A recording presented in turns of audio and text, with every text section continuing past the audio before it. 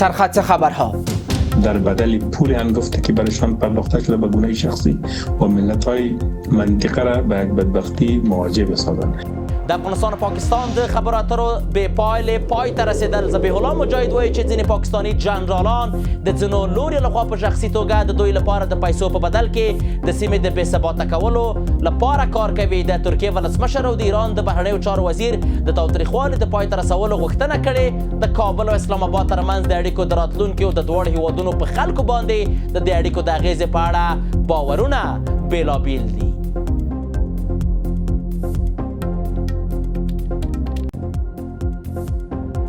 اول تا آخر پاکستان دشمن ما توست.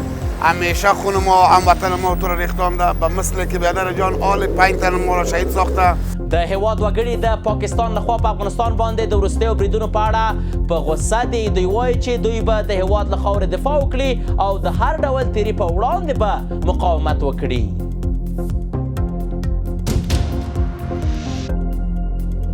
او په کابل کې نږدې 200,000 کیلوګرامه مخدره توکي وسوځول. بشپړ خبرونه زه یوسف خان لاله یم. د افغانستان د اسلامي امارت ویان ذبیح الله مجاهد ویلي چې هغه په دې باور دی چې ځینې پاکستاني جنرالان هڅه کوي چې د ځینو لورو لخوا په شخصي توګه د پیسو په بدل کې سیمه بې ثباته کړي. په ورته وخت کې د ایران د بهرنیو چارو وزیر د افغانستان او پاکستان د بهرنیو چارو له وزیرانو سره په جلا جلا ټلیفوني اړیکو کې د خبرو اترو له لارې د کړکېچونو په حل ټینګار کړی دی او د موجوده کړکېچونو د حل لپاره د دې هیواد چمتووالي په اړه خبرې ترسره کړې دي. د ترکیې ولسمشر رجب طیب اردوغان هم ویلي چې هغه د افغانستان پاکستان ترمنځ د کړکېچونو له نږدې څاري او د اوربند د دوام غوښتنه کوي. په ورته وخت کې د کابل او اسلام آباد ترمنځ وروستیو کړکېچونو ته په پام سره د افغانستان او پاکستان د اړیکو د راتلونکي او د دواړو هیوادونو په خلکو باندې د دې اړیکو د اغیزو په اړه باورونه بېلابېل دي. در بدل پول هنگفته که برایشان پرداخته شده به گونه شخصی و ملت‌های منطقه را به یک بدبختی مواجه بسازند. د افغانستان او پاکستان ترمنځ د خبرو اترو له ناکامۍ وروسته اسلامي امارت اوس د دواړو هیوادونو ترمنځ د خبرو اترو د ناکامۍ پرته د پاکستان پر پوځي چارواکو اچوي. د اسلامي امارت ویان ذبیح الله مجاهد له یوې خصوصي رسنۍ سره په مرکه کې ویل چې نوموړی باور لري چې ځینې پاکستاني جنرالان هڅه کوي چې په سیمه کې بې ثباتي رامنځته کړي او په بدل کې ځینو ګوندونو لخوا دوی ته په شخصي توګه پیسې ورکول کیږي. ما حدس میزنیم که شاید از کدام طرف دستور گرفته یا پروژه را گرفتن که منطقه را ناامن بسازن، آب را گلارود بسازن و در ماهی بگیرن و این هم چند تن از جنرالای خاص شاید او جای کار را بکنه در بدل پول هنگفته که برایشان پرداخته شده به گونه شخصی و ملت‌های منطقه را به یک بدبختی مواجه بسازن. اگر موضوع از پروژه و دسیسه باشه باید شاید باز به درازا بکشه و قربانی آن هم بدون شک پاکستان خواهد. په ورته وخت کې د ایران د بهرنیو چارو وزیر سید عباس اراغچی د افغانستان او پاکستان د بهرنیو چارو له وزیرانو سره په جلا جلا ټلیفوني خبرو کې د خبرو اترو له لارې د کړکېچونو پر حل ټینګار کړی او د شته کړکېچونو د حل لپاره د ایران چمتووالي په اړه خبرې کړې دي. د افغانستان د بهرنیو چارو وزارت د مطبوعاتي اعلامیې له مخې امیر خان متقی له ښاغلي اراغچي سره په خبرو کې پاکستاني لوري د مذاکراتو په لړ کې په بې کیفیته تورن کړی او ویل چې اسلامي امارت ډیپلوماسۍ ته لومړیتوب ورکړی دی. د ایران د بهرنیو چارو وزیر د افغانستان او پاکستان ترمنځ د خبرو اترو له لارې د ستونزې پر حل ټینګار وکړ او په دې تړاو د خپل هیواد له لورې د رغنده رول لوبولو وړاندیز هم وکړ.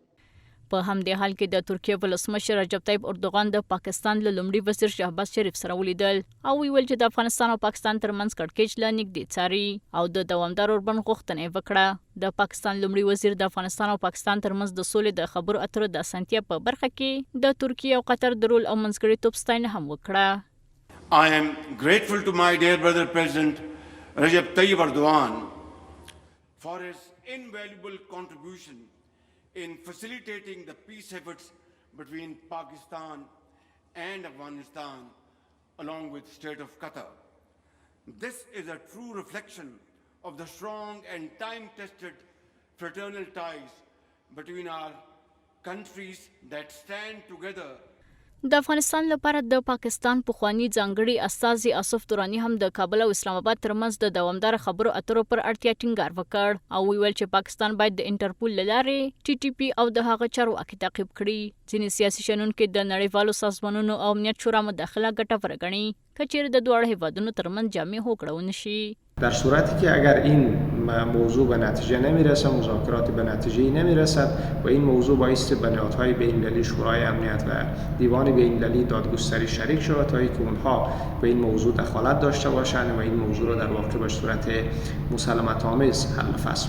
دا څرګندونې په داسې حال کې کیږي چې د اسلامي امارت او پاکستان ترمنځ د خبرو اترو دریم پړاو بې پایلې پای ته ورسېد او تېره ورځ افغان حکومت بل اړخ په غیر مسؤلانه چلند او د هغوی غیر معقول غوښتنو تورن کړ چې د خبرو اترو د ناکامۍ لامل شول.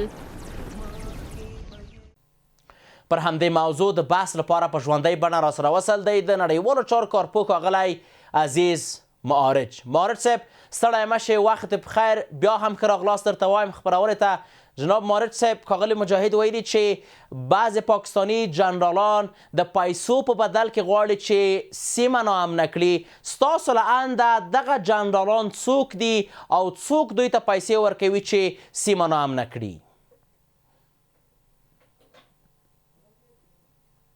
تاسو تخنیکي همکاران تلیدونکو اورېدونکو ته سلامونه احترامات وړاندې کوم.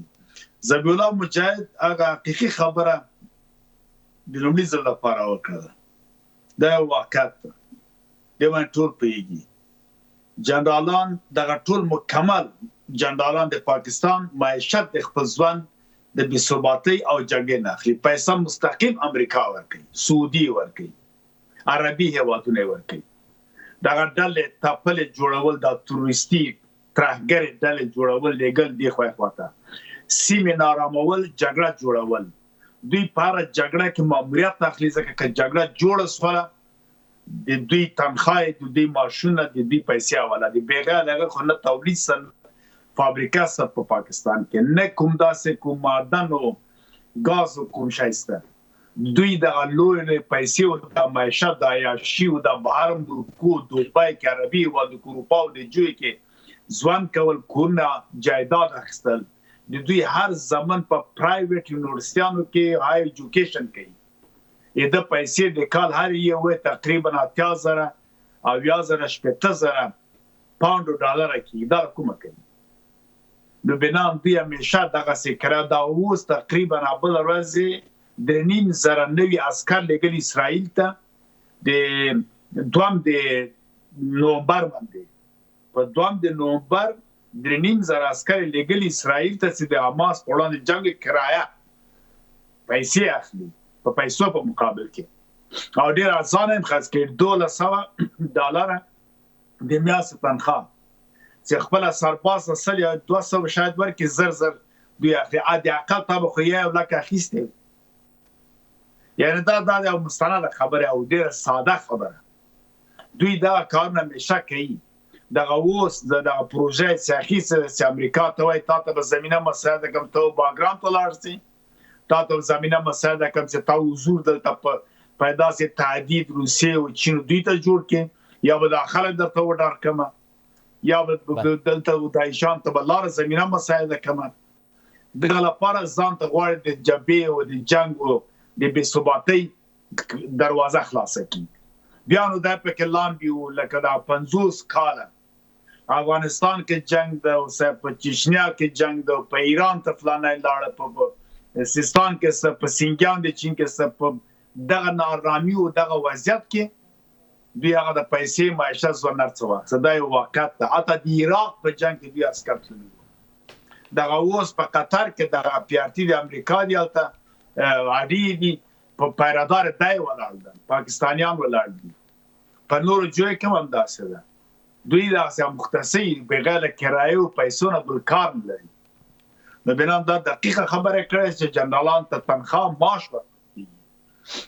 غربي او د ټول ناتو هېوادونه ورکوي. زیاتره پیسې سعودي ورکوي او عربي هېوادونه ورکوي.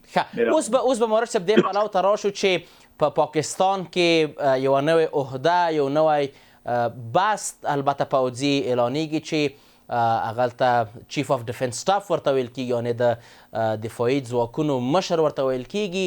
یوه مسوده وړاندې شوې ده سنا ته چې دا باید تایید شي. د دغه په مشرۍ کې به چې څوک راځي د پوځ ټول اختیار به د ده په لاس کې وي. فکر کوئ چې په واقعیت هم د دغه مسودې تصویب په داسې حال کې قانوني دی، قانوني اړخ لري، قانوني بڼه لري؟ ګورې دا اصلا دغه بهرنی سیاست او کورنی سیاست خو ما بار بار ویلي دا غیر نامعقول کې دوی خپله وایي، موږ نه دي ویلي. همیشه وایي چیف افسر د منګه جنرال حمید ګل ویلي چیف افسر د منګه وایي له واشنګټن نه ټاکل کېږي. دلته اوس پروګرام دا ده چې بیرته ملکي او اداره ضعیفه غوندې جوړي، عمران خان له زندان راوباسي. په دې کار روان ده چې هغه بیرته راولي. د نواز د کورنۍ بیا خواته کوي او څو وخت نه خو دلته په ډېره بخښنې سره مارد صاحب په دې مسوده کې ویل شوي چې د پاکستان کوم ولسمشر چې دی هغه که په قوت کې وي که په قدرت کې نه وي هېڅوک حق نه لري چې د هغوی پر ضد اف آی آر یا په ټوله کې دوی ونیسي، محکمې ته یې کش کړي. همدا ډول وزیر اعلی هر څوک چې ده. فکر کوئ چې په واقعیت دا ډول قانونونو په تصویب سره ښاغلی خان له زندان څخه د راوتو په درشل کې دی؟ نه خان خو سیاسي مسله دغه خو په بل ډول دی او محکمې فیصله د زندان کې محکمه فیصله کوي. عباسي جدا خبر ده. تعدیل د قانون د دوی بیا لوی جرګې ستونه د پارلمان ستون ده. دوی کولی شي تعدیلات پکې راولي. نو راوړو دې ته چې ما وغوښتل دا خبره وکړم دوی غواړي یو نظامي اداره چې مارشال پروګرام جوړ کړي، مارشاله سیستم جوړوي، نظامي جوړوي. ځکه دوی اوس یادوري کوي چې ولسمشر او لومړی وزیر واکونه به یو څه نور واک هم ته زیاتوي چې خوشحاله وساتي. یعنې هغه نه دغه د چت لاندې ملت خوشحاله وساتي، ګوندونه آرام وساتي. پروګرام زی نظامي ته واک ټول نظامي اخلي. دغه یو پروګرام جوړوي دلته چې بالا دینه نظامی پروګرام چې نظامیان به واک اختیار ډېر لري، د وهلو ټکولو هم لري. یعنې که بلوچان پښتانه او دوی راپورته کېږي یا نورې ډلې تپلې چې دوی جوړې کړي هغه راپورته کوي، وهلو ټکول دغه سیمه کې شروع شي. بیا هم تاکید کوم چې په همدغه پوزیشن کې چې دا سړی پورته کېږي او ټول واک د پوځ اخلي، د چیف افسر نه د رتبه پورته کېږي هم یعنې اختیار پورته کېږي. دا فیلډ مارشال رتبه چا ورکړه؟ خو امریکا ورکړه. دا ګوره بیا هم درته وایم چې په جنګ به په پنجاب کې نه وي، په سند کې هم ماته نه وي. بیا ټول بدبختي ټول جنګ همدغه پښتانه دي دواړه خواته او افغانان دي، په همدو باندې وهل دي او ټکول دي. همدوی ته لاره جوړه کړې، بل هېڅ نشته، همیشه وهل ټکول. ګوره بیا شکایت هم بل څوک. اوس ګوره د افغانستان کې یو وخت دلته روسان کومرستان راوستل، دا ټول کومرستان لازم له روسه شکایت کوي. دا اوس وګوره ټول شکایت دغه مجاهدین پاکستان راغله، پنډۍ او پېښور نه رباني او مجاهدي و دا راغله، د هغوی په امر باندې جنګونه مو کړل، ټکول یې مو کړله. ټول تر هډوکې د مړي هډوکې خو مړي کې خور مور یې وه، د هغوی هډوکې یې ورکړله. اوس پرې هم پې خرڅې کړلې په ټانګونو تیار. همدې اوس ناسې پاکستان شکایت کوي. لکه د جمهوریت خلک چې ګوري امریکایان راوستله، غلا فساد چور هر څه دوی کړه، ټول اوس ناسې امریکایان شکایت کوي. الوړ پوړې ملت څه ګناه ده؟ هر چې ته ملت بس به ملت خیر ملامت ده. څوک چې راسي و دا څوک چې دا پاکستان نه راغلی پاکستان شکایت کوي، روس نه راغلی روس شکایت کوي، امریکا راغلی امریکا شکایت. ولې دلته چل نه دي؟ دا چل د ځان پاکول همدغه یو علت ده. پاکستان ورته ده که او دوی دا سیاستونه پاکستان زده کړي دي. نو بنا هغه اوس غواړي هلته نظامي پروګرام جوړ کړي. بله د اداره نظامي واک اختیار بیا ډېر لري. نظامی کې بیا یو دغسې مادي او دغسې قانون ځان ته جوړي که چېرې د باندې له خاور نه حمله کېږي څه کېږي، موږ حق لرو چې داسې دښمن عمل ته مهار کړو له منځه یوسي. او په دې اړه کې امریکا ته زمینه مساعدې دې خواته راسي او دلته خپله دې ته هم پالیسي نظامي پاور او قوت زیاتېږي. بیا نو ایران ته، چین ته، روسیې ته، مرکزي اسیا ته خطراتو دا شیان بیا جوړوي. متاسفانه دغه ده صرف موږ هغه کار وکړو چې موږ خپل تدابیر ونیسو. اظهارات به درجات کې که په موږ حمله کوي پاکستان حمله کېږي، حمله بالمثل سره وکړو او نور نو جهاد د پاکستان پر وړاندې رسمن اعلان شي د ملایبت الله غوره چې موږ نور له دغه مشکلاتو مصیبتونه خلاص او دوی سره ډېر داسې هغه منو کو جا قربانه منو کو پاغه سبا چې دوی غږی اما زبو سره کور آباد. د نړیوال چار کارپوه ښاغلی عزیز معارض صاحب په خپرونه کې ستاسو له حضور څخه نړۍ منندوی یم.